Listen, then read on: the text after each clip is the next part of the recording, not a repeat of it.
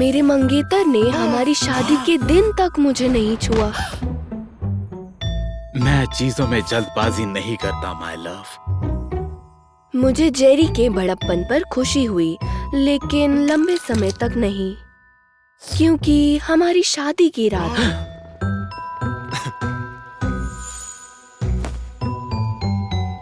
ना जाने मैंने बहुत कोशिश की, लेकिन उसका कोई फायदा नहीं हुआ। माफ करना, शायद मैं बहुत थक गया हूँ। हम कल फिर कोशिश करेंगे।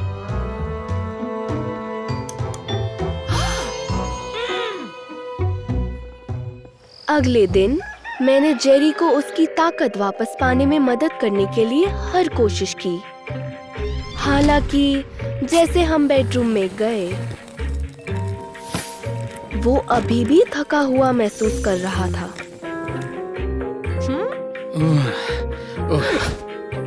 क्या वंडरफुल हस्बैंड मिला है तुम्हें। हमारी शादी के खातिर मैंने कुछ ऐसा करने का साहस किया जो मैंने पहले नहीं किया था।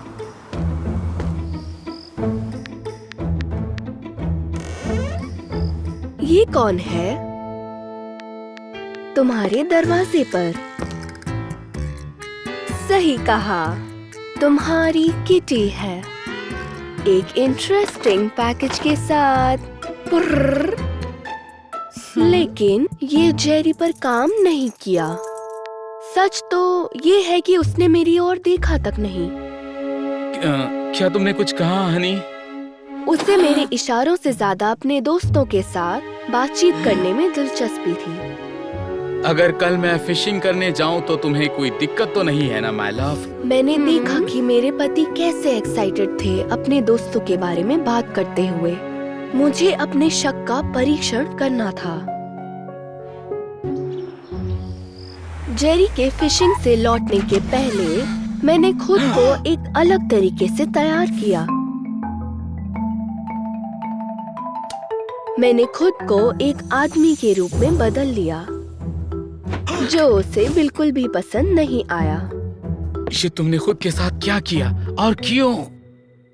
जो भी बेडरूम में होता है वो बेडरूम में ही रहता है।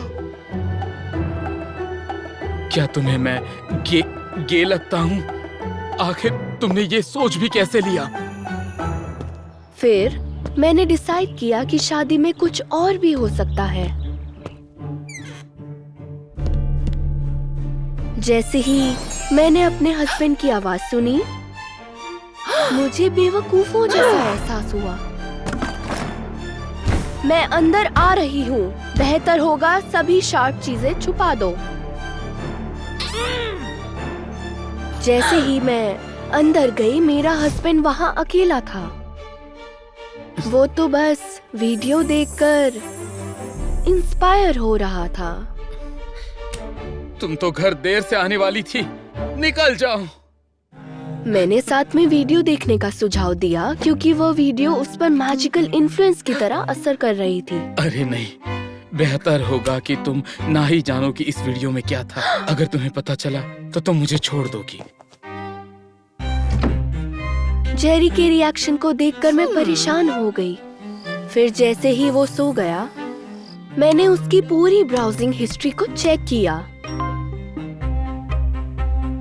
न्यूज, वर्क, कुछ innocent movies like the Lord of rings. ऐसे लग रहा था वो हमेशा इसे क्लीन करता रहता है। यहाँ तक साइकोथेरेपिस्ट भी मेरे हस्बैंड से बात नहीं कर पाए। तुम पहले अपनी फैंटेसी अजनबी के साथ शेयर करो। तुम खुद देखोगे कि सब कुछ ठीक हो रहा है और तुम अपनी वाइफ के साथ एंजॉय कर पाओगे, समझे?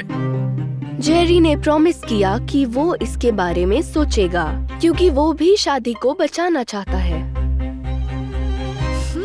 मैंने उसकी मदद करने के लिए एडल्ट सर्विस कार्ड अपने मेल बॉक्स में रख दिया।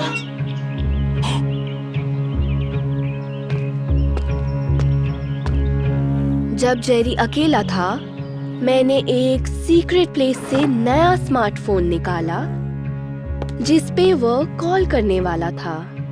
फिर मैंने अपनी आवाज को बदलने की कोशिश की। हाय स्वीटी, तुम्हारा नाम क्या है? जेरी इतना डर गया कि वो अपना नाम ही नहीं बता पाया। तुम अपनी पसंदीदा फैंटेसी के बारे में बताओ। मैं इमेजिन करता हूँ कि कैसे मैं अपनी वाइफ के साथ। मैंने उसे खुश करने की कोशिश की। बदकिस्मती से मैंने कुछ ज्यादा ही बोल दिया। परेशान मत हो, मैं तुम्हारा इंतजार कर रही हूँ जेरी।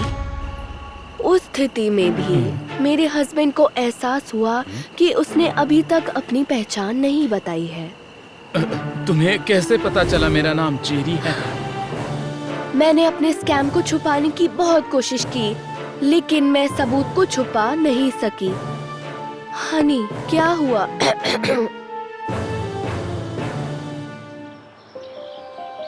उस दिन हमारे रिश्ते में पहला बहुत जोर का झगड़ा हुआ था।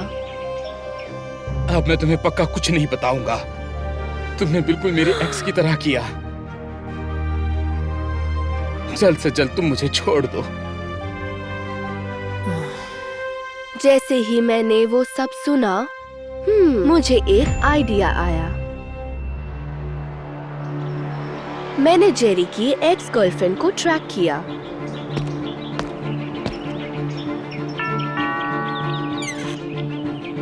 और मैंने उसकी सीक्रेट फैंटेसी के बारे में पूछा। मेरी मानो तो तुम उस आदमी से दूर रहो।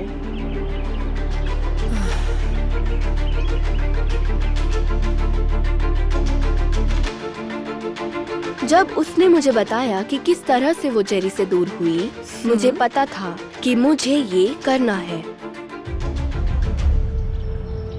अगली सुबह हम बहुत खुशी के साथ उठे। फिर मुझे पता चला कि जेरी एल्फ के लिए पागल है। जैसे ही उसकी एक्स ने ये सुना, उसने एक निराश शो की कैरेक्टर की कल्पना की। पर मैं तुरंत समझ गई कि इसका link the Lord of rings से है। मेरे हस्बैंड उस फैंटेसी से दूर हो गए।